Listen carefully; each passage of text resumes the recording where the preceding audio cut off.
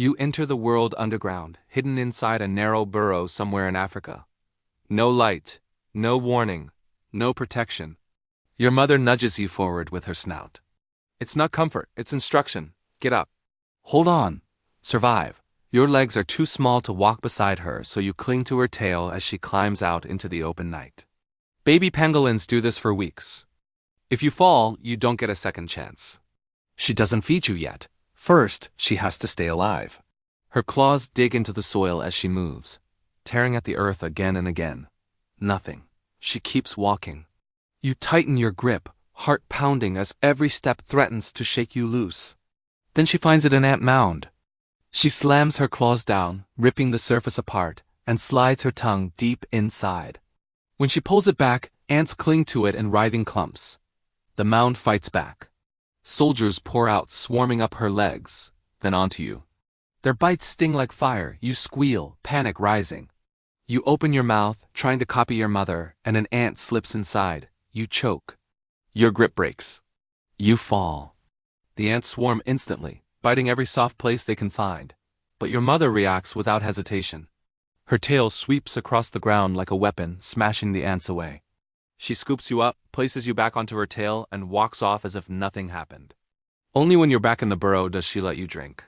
You latch on desperately, draining every drop of milk you can. For now you're safe, but she won't be with you forever. You've been watching her for weeks, how she digs, how she flicks her tongue. Tonight you try on your own. A cricket sits on a rock. You creep closer, strike too late. It jumps away. Another one, another miss. Hunger drives you forward until finally success. Your tongue snaps out mid-jump and pulls a cricket straight into your mouth. Your first real catch, but one insect isn't enough. You climb back onto your mother as she moves again, until something steps out of the grass.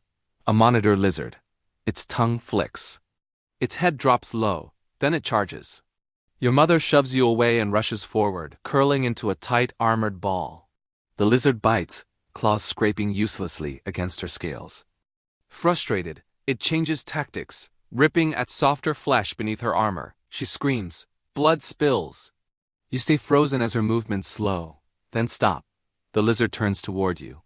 Its jaws open wide, then it collapses. When it swallowed your mother's flesh, it also swallowed her armor. The sharp scales ripped its stomach from the inside. It bled to death before it could finish you. Her armor saves you one last time. Now you're alone. Every day is a fight. Once, you dig into an anthill, only for a warthog to charge in, tusks missing you by inches as it destroys the mound for itself. Weeks pass without food. You collapse on the open plain, too weak to move. For the first time, you stop trying. Then the ground begins to shake. A wildebeest herd storms past, hundreds of hooves pounding the soil. You curl tight as they thunder around you. When they're gone, the land is broken open and termites pour from shattered tunnels. You don't hesitate. Your tongue works nonstop. For the first time in weeks, your stomach fills. Another pangolin appears. Bigger, scarred, still alive. You don't fight him. You just eat and realize something important. Survival doesn't mean winning, it means lasting. Your armor has saved you before, but today you learn how to fight. The smell of honey leads you to a broken hive. A honey badger is already there. It charges. You curl tight as its claws scrape uselessly against your scales. Frustrated, it hesitates. That's your moment. You unroll and slam your tail into its snout. Your scales slice deep, again and again. The badger collapses. For the first time, you stand over a fallen predator. Honey never tasted better. You follow the scent of a female. You mate, briefly. Then another male appears. Stronger. He knocks you aside and takes your place. When you try to fight back, the female herself strikes you, choosing him without hesitation. Bleeding, you watch them disappear. This loss burns deeper than hunger. Hunger drives you into the farmland. Plowed soil makes feeding easy until a shadow falls over you. A man. You curl into a ball. But instead of grabbing you, he scatters insects at your feet. Then walks away. Your first human encounter ends peacefully. But not all humans are like this. Floodwaters force you into a raging river. A crocodile grabs your tail and drags you under. You twist, curl, uncurl, your scales cut into its jaws.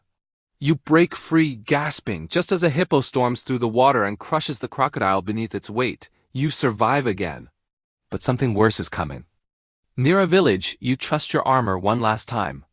It doesn't matter. Hands lift you easily. A sack closes. A truck roars to life. You're packed with others like you. Some stop moving. The sack opens, not to freedom, but to a market. You're weighed, sold, shipped across the world. Pangolins are the most trafficked mammals on Earth, nearly 20% of the illegal wildlife trade. You end up in a city far from home. Your scales are torn off, ground into powder, and sold as medicine. Your life ends, not to hunger, not to predators, but to humans. Life as a pangolin is brutal. But there are animals out there facing something even worse. If you think the story was wild, wait until you see the next one. Welcome to Animal Lover Planet.